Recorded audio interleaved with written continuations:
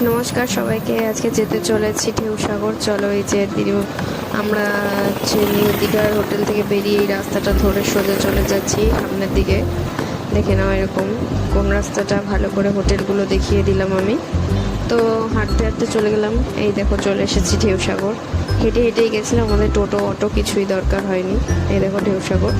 তো সামনে ticket counter থেকে টিকিট কেটে নিলাম। এই যে আমার ছেলে আর আমার বোন খেলছে রাস্তার মাঝখানে। যতক্ষণ টিকিট কেটে আনা হলো ততক্ষণ ওরা রাস্তা এটাই করছিল। তো এবার আমরা ঢুকে যাবো ভেতরের দিকে। দেখো, এটা একটা 3 রাস্তার মোড় আর এক সাইডে ঢেউসাগর আছে। তো এই যে ভেতরে চলে যাচ্ছি আমরা।